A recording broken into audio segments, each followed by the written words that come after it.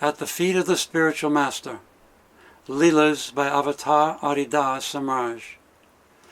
Recorded live in a presentation by Gerald Scheinfeld on May 23, 2016 in Auckland, New Zealand. Avatar Adi Da Samraj says, the happening of truth itself is another matter altogether, another kind of event altogether. It is not through the mind. Truth itself is at the heart. Truth itself is not a proposition argued over against another proposition. Truth itself is self-evident on the face of it because the heart authenticates it in the moment of reception. And beloveds always said that when the truth is felt, the heart knows it. That is how everything right must happen. The dialogue method only creates more talk, more play of opposites. Self-declaration of truth itself is the only approach that works relative to truth. Truth itself is simply self-revealed. That is how I work, and is self-evidently the case. This is an introduction to who beloved Adi Da Samraj is. And a few questions always come up in the very beginning. Who is Adi Da Samraj? What's his teaching? Why do they call him Avatar Adi Da? What does that mean? Why is the name of his teaching called the radical, at the root, reality way of Adidam? Adi Da Adidam, his way. But also other names are the radical reality way of the heart. And another one could be the radical reality way of understanding. What's it all about? Why? Why are people from all over the world coming to centers and forming a relationship with Adi Da? And what's special about his teaching? Is there anything unique and special? I think, at least to me, there are a couple things that are quite special. And the first one is, other than all the other ways where the goal is enlightenment or liberation or freedom as a goal, in the way of Adidam, the recognition of Adida's actual state of divine reality is given at the beginning. So we're not trying to get to some place. It's a recognition that starts at the beginning. And therefore there's no seeking. So another unique thing about the way is it's not about seeking. It's about responding. So now I'll see if I can answer all those questions. On April 25th, 1972, Franklin Jones, which is Adida's family name, born name, opened the first ashram, his center, in Hollywood, California, on a street called Melrose Avenue. Now, before I go any further than that, why did he open a center that's about love, vulnerability, openness, all the things that the way of the Adidam are about, in Hollywood, California? Because what's Hollywood all about if not show business, entertainment? And while the whole world is full of ego and look at me, Hollywood is a special kind of focus of look at me. So in the middle of the look at me place, he wanted to establish his ashram, which says, you don't exist, so we don't look at you. That'll be fully explained as we get into it. He did 3 gifts that night. First, after the whole place was cleaned and quiet, some incense was lit, his present feeling took over the whole room. I was there. It was like a spiritual invasion. Happy feeling. His living presence was actually in the room, before anyone even came. So when they came into an environment that was what you could call empowered or alive in his company. Then he came out, he took his seat, and he allowed people to have sighting of him without any words spoken at all for about 45 minutes. The people just off the street who had no interest about this at all just came and sat with somebody that they didn't know for 45 minutes. And that's very interesting that he allowed that so he could be felt to some degree, whatever we could get out of it. And then after that, he actually did the third gift, which was he spoke. And he spoke about his teaching, that his realization had brought to this place. And it turned out that somebody in the audience was kind of challenging him a bit, questioning if he had the authority to be speaking. So Adi Da then responded by giving his teaching to that person. And it was a perfect circumstance to not just talk the teaching from a pulpit someplace, but to actually address somebody in what they're about. And he was talking about the person was reactive, the person was defensive, the person was a little aggressive and challenging a bit. And Adi Da talked about it's about understanding what you're doing. And through the understanding of his teaching, the way of transcending it and going beyond it through understanding. I don't know how far this person got that first night, but I do know that this person ultimately became Elvis Presley's hairdresser. And his mentor. In fact, that this man actually used to read traditional religious and spiritual readings to Elvis Presley in Las Vegas in his suite. And he read Adi Da's teaching. So the way I figured, if Adi Da is good enough for Elvis Presley, it's got to be good for us. Or the whole world. But also, that very same night, that first night, Franklin Jones, as he was named at the time, his family name, the night ended, and just about everybody left, except for those few that had been developing a relationship with him, coming to him because they were finding something that was attractive and feeling and interesting. Everyone else left. It became quite clear to Franklin Jones at the time that he was going to have to continue to submit and come to those that were responding to him where we were at, in our day-to-day ordinary circumstances, so that we could feel our day-to-day ordinary circumstances, which are full of struggle and coping and suffering and indulging and all the rest that we do, and feel his complete freedom, unqualified, unconditional happiness. And he felt by us feeling his freedom, we'd be attracted into his company. We want to find out more about him, listen to his teaching, and be drawn into the culture that would establish the ashram.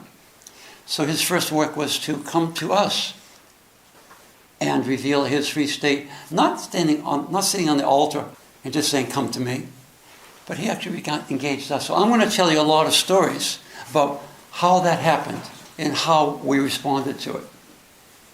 You'll find it very human and very profound.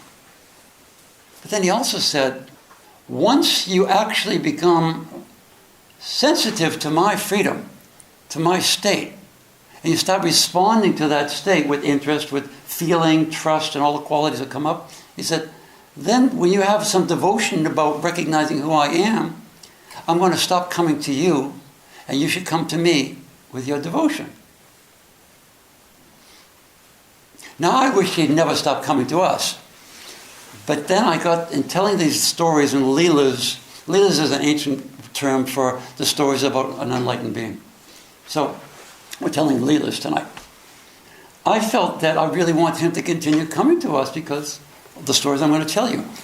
But then I got an understanding that when he came to us and revealed his freedom, his happiness, and all the things that attracted us to him, as well as his teaching, we became familiar with this person. And he was another person. He was a separate being whom we could relate to. Huh? But when he said, once you've recognized me and you come to me in your devotion, then he's going to no longer come to us. And when we started coming to him and recognizing who he was, you can't be familiar with conscious light. You can't be familiar with divine conscious energy or love bliss. If you know it, you are there. And if you are there, you're not separate from it, so you don't even have familiarity with it. You are it. So the whole act of familiarity changed by him showing that he's no longer coming to us, we would come to him. It's a profound subtlety, but it affected our practice, because when we recognized that he was not really separate, then who is he? And then the recognition became grow and grow until, as devotees have confessed, that He is the condition of existence itself. He's not a man, not a person. He is his enlightenment. So, I was born in the Jewish tradition. I went to Hebrew school, got bar mitzvahed, went to the temple on the high holidays, and did all the things that Jews do on the high holidays. And I had a great respect for a higher reality, God. But I didn't really have a hot relationship with this God. It was a faith and belief more than anything else. And it didn't answer the questions about happiness. What's the truth about life? Where is happiness? If happiness is God, why aren't I happy? Why aren't I freely happy? Why do I go up and down and all the rest of it? So I wasn't completely content with that, even though I certainly lived the religious practices. But then time went on, and a little bit about my story, and I'll get into Adi Da's stories. But the 60s came, and that was the hippie days, and the psychedelics started showing up, and all these things that adapt your conscious perception of things, and they seemed like that's where happiness could be. But what goes up comes down, so that didn't last very long, and that couldn't be the answer to where happiness is, even though it gave a different perspective about where happiness could be. And then there's the Eastern philosophy and the Western philosophy. In the West, the Jewish tradition is l'chaim. It means for life. Live the life fully. Become successful. Become accomplished. Become a hero in life, right? Or, as they say in my family, be a doctor or a lawyer. And then the Christian tradition, it's a heaven and hell, and you sin, you have to be rebaptized and all that. But in the East, it's about the whole thing is an illusion. Transcend it. Go beyond it. Well, that's a whole different way of looking at it. So I started looking into that a little bit, because is that where happiness actually is? And then the Beatles joined Transcendental Meditation. And they were heroes because they were great singers and good communicators. So I figured, let's go check it out. Maybe that's where happiness is. I got involved in TM. I got a mantra. You know, you get these names, and you sit in your room quietly in a set-apart environment, and you say the name vocally, and then quiet, quiet. And thoughts come up, go away from the thoughts. Tension comes up, feeling disturbances. Just stay in the word, mantra, concentrate. And I would do that for half an hour, 40 minutes every day. At the end of 6 months, I realized I can focus. I definitely have concentration. I don't have to go with my thought patterns so much on my emotional needs and all that. But I'm not happier. My heart is not finding its answer. Because beloved has always said, when the truth is felt, the heart knows it. Because the heart has the intuition of truth. And the heart is the core of feeling. So that didn't work out, and I figured, well, I don't know where it is. And then somebody said, you need to exercise, you look like you're in lousy shape. So I said, fine. They said, try this thing. You ever heard of yoga? It's 1965. I didn't know what's yoga. There's hatha yoga, come and go to the class. And I go to the class, and I'm stretching, and I liked it, felt good, comfortable, right? Then the teacher says, there's more to yoga than just exercises. I have a guru. I said, well, I sort of didn't really have a guru with TM, but why do you have a guru? Don't you do it yourself? Isn't it about self-improvement? Isn't that the way? What do you need a guru for? He goes, no, you don't understand. Here, read this book. And he gave me a book called The Autobiography of a Yogi, Paramahansa Yogananda. And he was having some really cool spiritual experiences. Major spiritual experiences. And from what he was saying was he was really happy. So I figured, well, then maybe happiness is in spiritual experiences. Adi Da will explain a little later in this conversation why that's not where happiness is. But I'll let you sit with that one for a while. So I figured, okay, I got involved with Yogananda's teaching a little bit. And they said there's a place in Northern California called Ananda. It's up in the Northern California.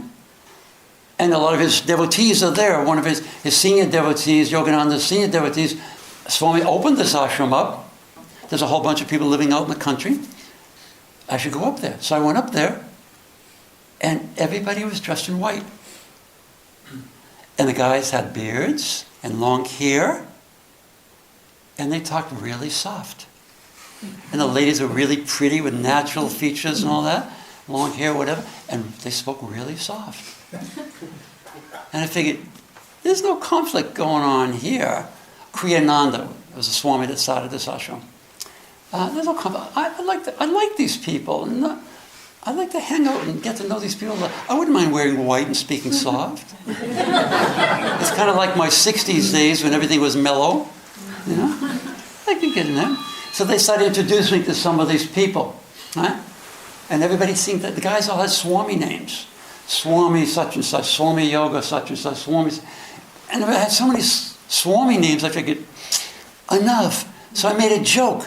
The next guy was Swami Nityananda, local guy. And I said, hi, I used to know you when you were Bill. And he said, you did? He said, I was Bill.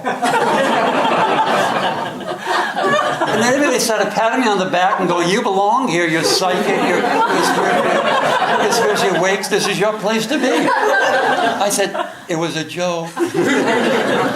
So I actually started going back there, reading Yogananda's teaching more and more, got initiated into those big practices that they have, and was actually having some wonderful spiritual experiences, which took me out of my perceptive, conditional body, showed me a greater understanding of reality, different perspectives of higher states and higher presences and all sorts of wonderful things. And I really wanted to belong. So eventually I decided, I quit the world and I moved up to Ananda. Sold all my stuff and I set up a teepee out in the middle of the woods. All the other people had tents. I figured a teepee looked cool. It wasn't so square. I don't know. And I figured I'll get some books and I'll go into that teepee and I'll be Swami Jerry. That was my thing, right? I actually did, set it up. And I truly dropped out because, the world is not a happy place. And something, if you can get out of it, right? So anyway, the first night it snowed. So I went to the hut where there's a heater.